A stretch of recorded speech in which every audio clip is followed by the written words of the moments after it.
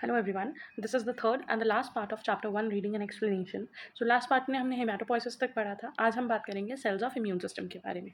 By now you are aware that immune system consists of cells like leukocytes, dendritic cells, macrophages. तो हमारे जो immune system होते हैं उसमें बहुत सारे cells present हैं जैसे कि leukocyte जितने भी WBCs हैं, उसके अलावा phagocytic cells होते हैं वो present होते हैं. Immune system के अंदर basically lymphoid organs भी present हैं, primary and secondary lymphoid organs. Coordination in between all the above three, that is immune system, lymphoid organs and lymphoid tissues, is required for development of full immune response. पूरी body में अच्छे तरीके से immune response generate हो, इसके लिए इन तीन चीज़ों का मिलजुल के काम करना बहुत इंपॉर्टेंट है. Blood vessels and lymphatic systems connect these organs, tissues and cells, uniting them into a functional whole. तो अगर हम सबसे पहले बात करते हैं तो जो हमारे सबसे पहले cells हैं, these are leukocytes, जिनको हम commonly बोलते हैं WBCs. They are mainly involved in immune response. ये चीज़ तो हम बहुत प्राइमरी क्लासेस से पढ़ते हुए आ रहे हैं कि हमारी बॉडी का जो डिफेंस सिस्टम है that is because of WBCs. So they are mainly involved in immune responses, recognizing and neutralizing invaders such as bacteria, virus and cancerous cell. Body के अंदर जो WBC की नॉर्मल कॉन्सेंट्रेशन होती है वो होती है 4000 to 11000 per mm3. The leukocytes are subdivided on the basis of presence of granules in the cytoplasm or not. तो presence और absence of granules के basis पे WBCs को दो कैटेगरी में पढ़ा जाता है. The first one is granulocytes and the second one is agranulocytes. Granulocytes हमारी वो कैटेगरीज हैं जिनके अंदर granules present होते हैं, presence of granules, और agranulocytes in which the granules are not present. agranulocytes में हमारे पास दो सेल्स हैं, lymphocytes and monocytes, और granulocytes में हमारे पास सेल्स आ जाते हैं neutrophils, eosinophils and basophils. So granulocytes are white blood cells that are characterized by the presence of granules in their cytoplasm. They are also called polymorphonuclear leukocytes, मतलब कि PMN या फिर PML भी बोलते हैं, क्योंकि polymorphonuclear, क्योंकि जब हम इनका न्यूक्लियस पढ़ते हैं ना तो न्यूक्लियस में बहुत अलग अलग शेप्स और स्ट्रक्चर्स, मतलब कभी बाइलोब्ड होता है, कभी ट्राइलोब्ड होता है, तो इनके अलग अलग लोब्स की वजह से भी इनको polymorphonuclear बोला जाता है. They are characterized by stained granules within their cytoplasm under a microscope. जब इनके साइटोप्लाज्म को स्टडी करते हैं तो साइटोप्लाज्म क्योंकि ग्रैन्युलेटेड है तो इनके साइटोप्लाज्म में छोटे छोटे डॉट लाइक स्ट्रक्चर नजर आते हैं, which are granules. Most of them contain neutrophilic granules, a few contain granule that stain with acidic dyes and some have basophilic granules. तो ग्रैन्यूल्स भी तीन कैटेगरीज में हैं. कुछ ग्रैन्यूल्स जो न्यूट्रल है तो वो न्यूट्रल डाई से स्टेन होंगे, कुछ ग्रैन्यूल जो एसिडिक डाई से स्टेन होते हैं, मतलब कि वो एसिडिक इसलिए उनका नाम पड़ गया एओसिनोफिल, और कुछ जो है वो बेसोफिलिक हैं क्योंकि वो बेसिक डाई से स्टेन होते हैं. The WBC in the body act as the first line of defense, especially neutrophils and monophytes. First line of defence हैं WBCs, लेकिन अब बीइंग सीनियर आपको पता है कि WBC सिर्फ एक टाइप का सेल नहीं है, there are nearly more than 10 types of cells WBCs की जब हम बात करते हैं. तो उनमें से जो फर्स्ट लाइन ऑफ डिफेंस है, जो प्राइमरी डिफेंस में शुरू होता है, वो होते हैं न्यूट्रोफिल्स और monocytes, or provide immunity against invasion by microbes. These cells engulf the invading microorganism through the process of phagocytosis and destroy them. क्योंकि जो फर्स्ट लाइन ऑफ डिफेंस में उसमें क्या होता है, phagocytosis होता है, तभी उसका एंटीजन प्रेजेंट होगा. Acting together, these cells provide the body with powerful defense against viral, bacterial, parasitic as well as cancer. Although all leukocytes have an important role in immunity, lymphocytes play a central role. सारे WBCs involve हैं, लेकिन जब भी आप immunology में पढ़ोगे तो आप पढ़ोगे कि mainly T cells, B cell, natural killer cells, इनके बारे में हम बहुत ज़्यादा पढ़ते हैं rather than monocyte, neutrophil, eosinophil. इनके बारे में हम उतना नहीं पढ़ते. क्यों? क्योंकि सबसे ज़्यादा जो रोल प्ले कर रहे हैं वो प्ले करते हैं हमारे lymphocytes.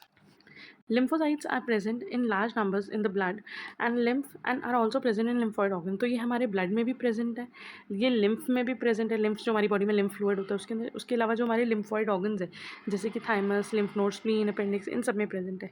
Lymphocytes present in the blood are of 3 types. तो बेसिकली लिम्फोसाइट्स 3 टाइप के हैं, B lymphocyte, T lymphocyte and natural killer cells. The tissue in which B lymphocyte and T lymphocyte mature give rise to their respective name.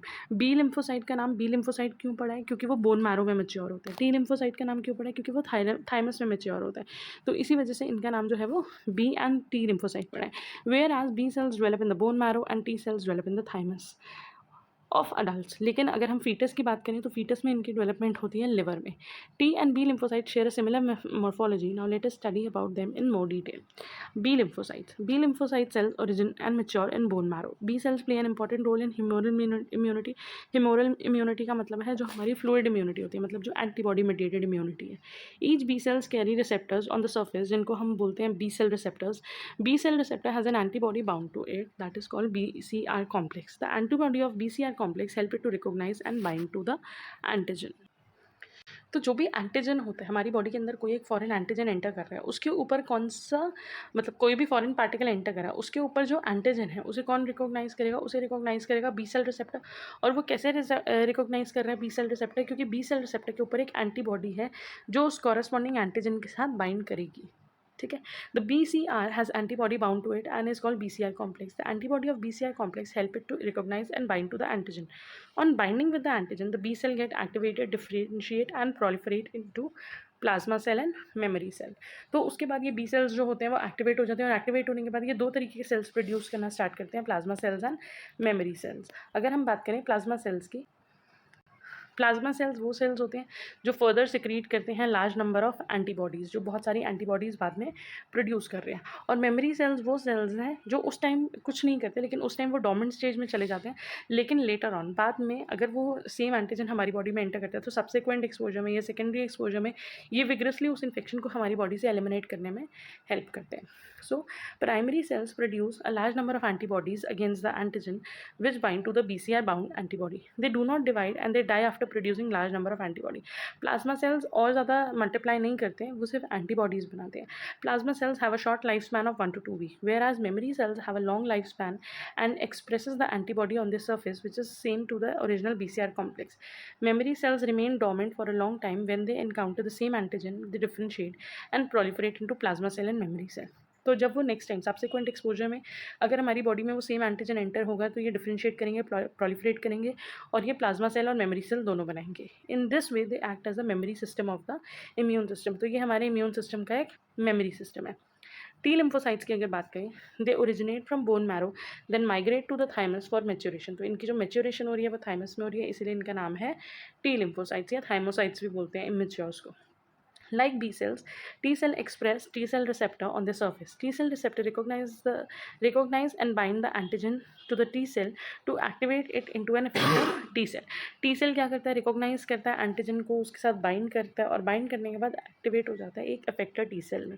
The recognition of antigen is different by different T cells as it does not recognize the antigen in its free state but only when it is processed and presented by antigen presenting cells. T cells जो होते हैं वो directly antigen के साथ interact नहीं कर सकते। जैसे B cell में मैंने बोला कि ये एक फॉरेन मॉलिक्यूल है, इसके ऊपर कोई एंटीजन है, उसके साथ BCR ने कॉम्प्लेक्स बना लिया, लेकिन टी सेल के साथ ऐसा नहीं होगा। टी सेल को चाहिए एंटीजन प्रेजेंटिंग सेल। सपोज करो ये है हमारे APC, इसने किसी एंटीजन को इनगल्फ कर लिया, इसने किसी एंटीजन को इनगल्फ कर लिया। ये इनगल्फ करने के बाद उस एंटीजन्स को ब्रेक करेगा और उसे प्रेजेंट करेगा MHC मॉलिक्यूल्स पे। MHC मॉलिक्यूल्स पे जब वो एंटीजन लोड हो जाएगा तब टी सेल्स उसके साथ बाइंड करेंगे और उसको रिकॉग्नाइज करेंगे। The recognition of T antigen is different by the T cell as it does not recognize the antigen in free state, but it is processed and presented by antigen presenting cell. T cells play a major role in both cellular and humoral immunity.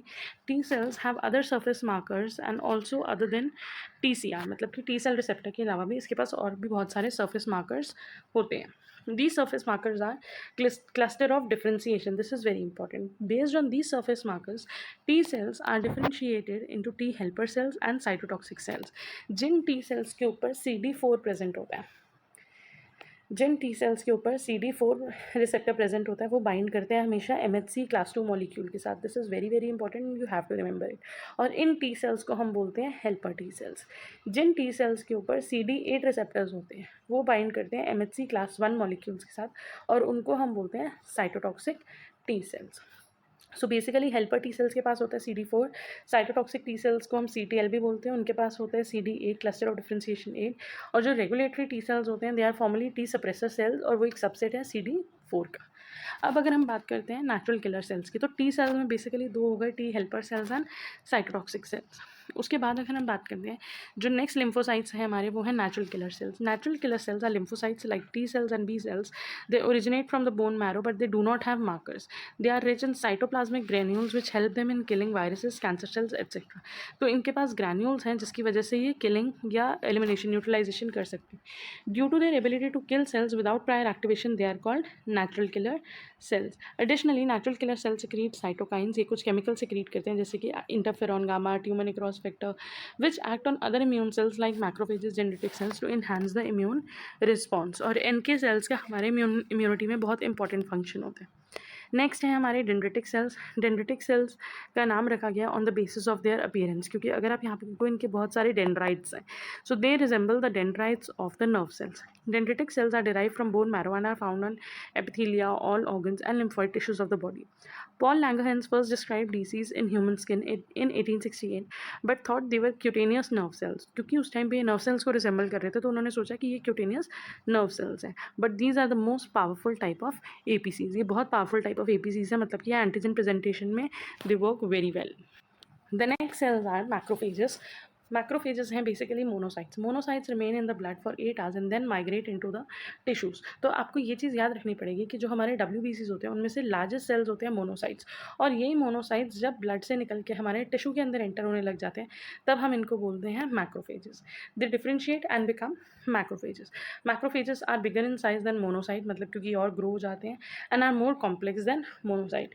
तो monocytes को ही हमने dendritic cells में classify होते हुए देखा, monocytes को ही हमने क्लासीफाई होते देखा मैक्रोफेजेस में, और अगर यही बोन के अंदर होंगे तो ये क्लासीफाई होके बन जाएंगे osteoclast. Osteoclast and macrophages. Monocytes detect pathogens by PRR. PRR के बारे में हमने लास्ट टाइम भी पढ़ा था, या अगर आपने इनेट और अडेप्टिव इम्यूनिटी की वीडियो देखी होगी तो उसमें हमने पढ़ा था पैथोजन रिकॉग्नाइजिंग रिसेप्टर्स. तो जो हमारे सेल्स के ऊपर पैथोजन को रिकॉग्नाइज करने वाले रिसेप्टर्स होते हैं उनको बोलते हैं PRRs. तो ये उन PRRs को रिकॉग्नाइज कर लेते हैं, डिटेक्ट कर लेते हैं और इजीली बहुत जल्दी बाइंड कर जाते हैं अलग अलग पैथोजन के साथ. They destroy the pathogen by phagocytosis. In addition they also present antigens to cell and initiate inflammation. ये उस बैक्टीरिया को या उस पैथोजन को इनगल्फ करके डिस्ट्रॉय कर देंगे, दैट इज फैगोसाइटोसिस. उसके अलावा डिस्ट्रॉय जब करेंगे, उसके पार्टिकल्स को ब्रेक करेंगे, तो उसके कुछ एंटीजेंस जो है वो प्रेजेंट कर देंगे, जिसकी वजह से T सेल्स एक्टिवेट होंगे और एक कैस्केड ऑफ इवेंट जो है इम्यून रिस्पॉन्स का स्टार्ट हो जाएगा. Macrophages present in different tissues are known by different names. This table is very important, क्योंकि हर पेपर में शुरू में मैच द फॉलोइंग या फिलअप्स वगैरह आते हैं. So from that perspective it is very important. जो मैक्रोफेजेस हमारे लंग्स में प्रेजेंट होते हैं उन्हें बोलते हैं एल्वियुलर मैक्रोफेजेस. लिवर के अंदर कपवर सेल्स, कनेक्टिव टिश्यू के अंदर हिस्टियोसाइट्स, ब्रेन के अंदर माइक्रोग्लिया, किडनी के अंदर मेसेंजियल सेल्स और बोन के अंदर osteoclasts. So these are the different types of macrophages when they enter different tissues or different organs in the body. Moving on to next topic, that is organs of immune system. अगर हम बात करें organs of immune system की, तो organs of immune system में we have primary lymphoid organs and secondary lymphoid organs. Primary lymphoid organs वो organs होते हैं जहाँ पे हमारे immune system के cell originate होते हैं और mature होते हैं. तो there are basically two primary lymphoid organs, bone marrow and thymus. All the blood cells, including B and T lymphocytes, origin from bone marrow. In the developing embryo, they develop from the yolk sac and then by the fetal liver. This role in adult is carried out by bone marrow. Adults के अंदर जो cells की production हो रही है वो bone marrow में होती है, लेकिन एक fetus के अंदर जो cells है वो पहले yolk sac में बनते हैं और later stages में liver में बनते हैं. The bone marrow is the site of B cell maturation. In birds, this function is carried out by lymphoid organ called bursa of fabricus. और जब B cells का नाम पड़ा था वो भी bursa of fabricus की वजह से ही पड़ा था, क्योंकि birds के अंदर हमने देखा था कि लिम्फोसाइट्स, जो लिम्फोसाइट बुर्सा ऑफ फैब्रिकस में मैच्योर हो रहे हैं उनको नाम दिया गया था B lymphocytes. A lymphoid tissue associated with gut which is primary site of B cell maturation. In cattle and sheep the primary lymphoid tissue hosting the maturation, proliferation and diversification of B cells is the fetal spleen.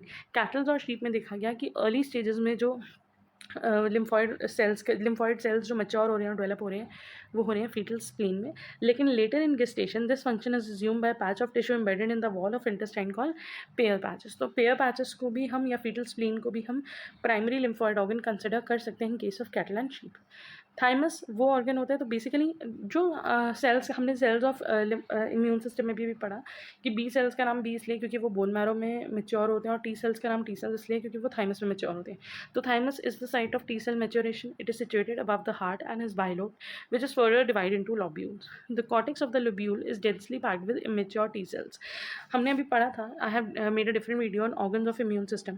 तो अगर आपने वहाँ पे देखा हो तो cortex के अंदर बहुत सारे सेल्स जो है वो प्रेजेंट होते हैं, which are immature T cells, जिनको हम बोलते हैं thymocytes. A network of epithelia dendritic cells, macrophages span the entire cortex and medulla of the thymus, aids in the development and maturation of thymocytes. तो वहाँ पे बहुत सारे सेल्स होते हैं अपार्ट फ्रॉम नर्व सेल, जो मिलके इन टी लिम्फोसाइट्स को मैच्योर होने में हेल्प करते हैं. Next is lymphatic system. Lymphatic system basically consist of lymph vessels and lymphoid organs. Lymphatic system consists of lymph vessels and lymphoid organs, especially lymph nodes. Lymph flows in lymphatic system. lymph होता है हमारा tissue fluid. आपने physiology में पढ़ा होगा कि blood से जब सेल्स या फ्लूइड निकलता है सेल्स या टिश्यू में एंटर होने के लिए some of the fluid remain in interstitial spaces और वो फॉर्म करता है हमारा lymph. तो lymph flows in lymphatics and that are thin walled vessels that carry lymph which is similar to blood. A lymph is modified fluid tissue contain 94% water, 6% solid like protein, glucose, everything. It differ from blood that the fact that only lymphocytes or WBCs are present in it and RBCs are absent. The lymph enter the venous system. जो lymph vessels होती हैं वो finally हमारे veins के साथ join कर देती हैं और जितना भी lymph fluid होता है वो blood के अंदर pour हो जाता है. So the lymph enter the venous system by the main lymphatic vessel, the thoracic and the right lymphatic duct. Lymphatic system drain all the tissues, thus when pathogen enter the tissue they are trapped by the lymphatic system. तो जब भी अगर कोई pathogen हमारे tissue के अंदर enter हो रहे हैं तो उस लिम्फेटिक सिस्टम के अंदर एंटर होने पे उन एंटीजन्स को कौन फिल्टर करता है? उन एंटीजन को फिल्टर करता है हमारा लिम्फ या हमारे lymph nodes. These antigens are trapped by lymphatic system and lymph carry them to lymph nodes. Lymphocytes also enter circulation principally through the lymphatics and there are substantial number of lymphocytes in the lymph. तो अगर हम बात करते हैं हमारे lymph nodes की, तो lymph nodes के अंदर बहुत सारे लिम्फोसाइट्स प्रेजेंट होते हैं. कई जगह पे टी लिम्फोसाइट्स प्रेजेंट होते हैं, कई जगह पे बी लिम्फोसाइट्स प्रेजेंट होते हैं जो उन एंटीजन्स के अगेन रिस्पॉन्ड करते हैं और उनको बॉडी से एलिमिनेट करते हैं. Talking about secondary lymphoid organs. Primary lymphoid organs वो होते हैं जहाँ पे हमारे इम्यून सिस्टम के सेल्स फॉर्म हो रहे हैं, डेवलप हो रहे हैं और मैच्योर हो रहे हैं. वंस वो फॉर्म होकर डेवलप हो गए या मैच्योर हो गए तो वो बॉडी के अंदर माइग्रेट करना शुरू कर देंगे ताकि वो फॉरेन एंटीजन्स को रिकॉग्नाइज करके उनके अगेंस्ट एक्ट करें. तो सेकेंडरी लिम्फॉइड ऑर्गन्स वो हैं जहाँ पे बेसिकली एंटीजन और एंटीबॉडी या एंटीजन और सेल्स आपस में फाइट कर रहे हैं. सो the secondary lymphoid organs are the organs where the cells of immune system actually fight off the pathogens and the foreign substances. They are located along the lymph vessels. They include lymph nodes, spleen, tonsils and certain tissue in various mucosal membrane. तो इसके अंदर basically हमारे lymph nodes आ जाते हैं. इसके अंदर बहुत important है स्प्लीन आ जाता है और जितने भी हमारे एसोसिएटेड lymphoid टिश्यूज़ हैं जैसे कि म्यूकोसा में या हमारे क्यूटेनियस में या फिर हमारे टीयर डक्ट्स में, उन सब में. The lymphoid tissue structurally is organized as lymphoid follicle. तो जो lymphoid tissues होते हैं वो follicles की फॉर्म में प्रेजेंट होते हैं और उन follicles के अंदर बहुत सारे सेल्स होते हैं, कुछ lymphoid और कुछ नॉन lymphoid. lymphoid सेल्स में प्रेजेंट हो गए हमारे lymphocytes और नॉन lymphoid सेल्स में प्रेजेंट हो गए बेसिकली हमारे dendritic cells जो कि antigen presenting cells हैं. And these are surrounded by a network of lymphatic capillaries. An inactivated lymphoid follicle is called primary follicle.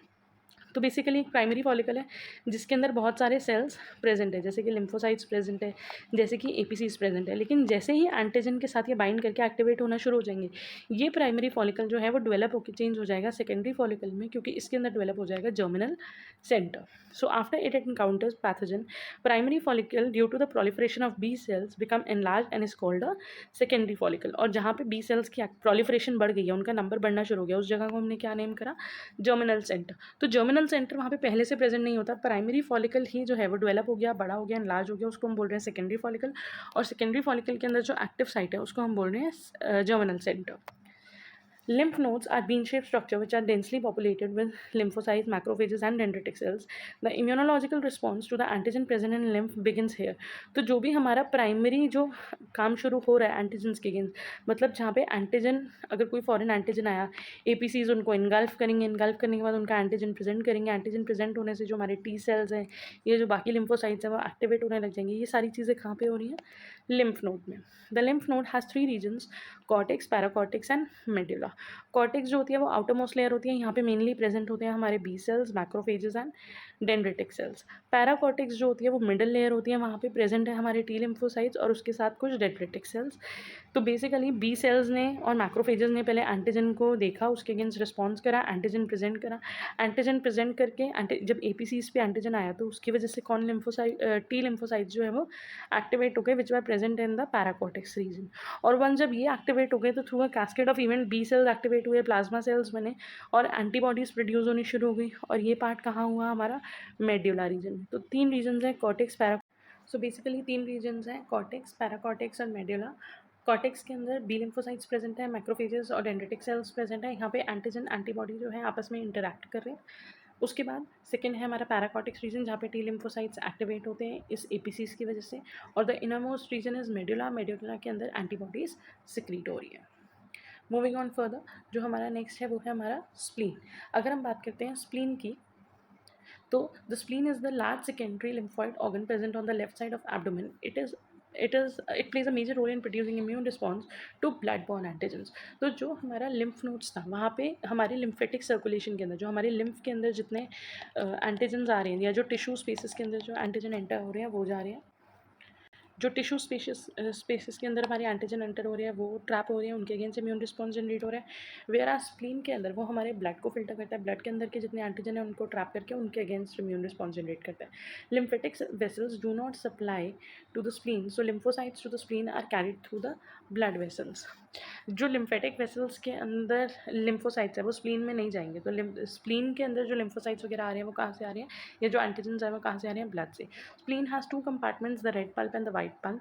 Splenic red pulp के अंदर basically macrophages हैं, बहुत सारे आरबीसीज है. स्प्लीन को ग्रेवयार्ड ऑफ आरबीसीज भी बोला जाता है क्योंकि जितने भी हमारे डेड या सेनेसेंट आरबीसीज हैं वो सारे डिस्ट्रक्ट होंगे स्प्लीन के अंदर, और स्प्लीन के कौन से रीजन के अंदर, रेड पल्प के अंदर. और यहाँ पे प्रेजेंट है कुछ lymphocytes. It is the site where old and defective RBCs are destroyed and remove from the system. और अगर हम बात करते हैं वाइट पल्प के अंदर बहुत सारी स्प्लीनिक आर्टरीज हैं, पैल्स है, that means peri arteriolar lymphoid sheath present है जिसमें मेनली प्रेजेंट है हमारे T lymphocytes. So the role of spleen is similar to lymph node, लेकिन यहाँ पे बेसिकली क्या हो रहा है, यहाँ पे हमारे ब्लड बॉर्न एंटीजन ट्रैप हो रहे हैं एपीसीज के थ्रू जो कि प्रेजेंट है हमारे पैल्स वाले रीजन में, और उनके against immune response generate. The next is mucosa associated lymphoid tissue. Mucosa associated lymphoid tissue की बात करें तो ये वो लिम्फॉइड टिश्यूज़ हैं जो हमारी म्यूकोसल लाइनिंग में प्रेजेंट है. म्यूकोसल लाइनिंग हमारे रेस्पिरेटरी सिस्टम में होती है, हमारे गैस्ट्रोइंटेस्टाइनल सिस्टम में होती है, जेनेटो यूरिनेटरी सिस्टम में होती है. यहाँ पे जितना भी माइक्रोबियल एक्सपोजर होगा उसके अगेंस्ट जो हमारे टिश्यूज़ हैं उनमें लिम्फोसाइट्स प्रेजेंट होते हैं और वो लिम्फोसाइट्स इनके अगेंस्ट काम करेंगे. म्यूकोसा एसोसिएटेड लिम्फॉइड टिश्यू का एक एग्जाम्पल है टॉन्सिल्स. अपार्ट फ्रॉम दैट हमारे म्यूकोसा एसोसिएटेड लिम्फॉइड टिश्यूज़ के अलावा आ जाते हैं क्यूटेनियस एसोसिएटेड लिम्फॉइड टिश्यूज़. और जो ये एसोसिएटेड लिम्फॉइड टिश्यूज़ है ना, ये हमारी बॉडी में रीजन टू रीजन के बेसिस पे, जैसे हम गट में प्रेजेंट होंगे उन्हें गट एसोसिएटेड लिम्फॉइड टिश्यूज़ बोल देंगे. जो म्यूकोसा में है उसे म्यूकोसा बोल दिया. जो लैरिंग्स है उसको LALT लैरिंग्स एसोसिएटेड लिम्फॉइड टिश्यू बोल दिया. तो अगर हम बात करते हैं क्यूटेनियस एसोसिएटेड लिम्फॉइड टिश्यूज़ में, तो क्यूटेनियस वर्ड आता है हमारे स्किन में. तो skin is the important physical barrier of the external environment and is the largest organ. The epidermis is expose to special epithelial cells called keratinocytes which secrete cytokines when activated, and when activated can function as antigen presenting cells. In between the epithelial cells are dendritic cells called Langerhans cells. तो जो हमारे epithelial cells में dendritic cells हैं उनको बोलते हैं Langerhans cells, और ये डिस्ट्रॉय करते हैं एंटीजन्स को अगेन बाय फैगोसाइटोसिस. तो म्यूकोसा एसोसिएटेड लिम्फॉइड टिश्यूज़ में या ओवरऑल लिम्फॉइड टिश्यूज़ में हमारे काफ़ी सारे लिम्फॉइड टिश्यूज़ जो है वो आ सकते हैं. अगर हम बात करें सेकेंडरी लिम्फॉइड ऑर्गन्स की, सेकेंडरी लिम्फॉइड ऑर्गन में बेसिकली हमारे पास होता है स्प्लीन, हमारे पास होता है लिम्फ नोड्स, और हमारे पास होता है malt, mucosa associated lymphoid tissue. और जब हम बात करते हैं मॉल्ट की, तो हम मॉल्ट के अंदर बहुत सारे टिश्यूज़ को काउंट कर सकते हैं, जैसे कि क्यूटेनियस वाला, गट वाला, अगर ब्रोंकस में प्रेजेंट है तो bronchus associated lymphoid tissues. So this was about the organs of immune system. With this we are done with the first chapter of immunology. और इफ़ यू वांट अगेन, अगर आपको कोई भी टॉपिक डिटेल में पढ़ना हो तो I have made separate videos on cells of immune system, organs of immune system, adaptive immunity, innate immunity, etc. You can take a look at that. Thank you for watching.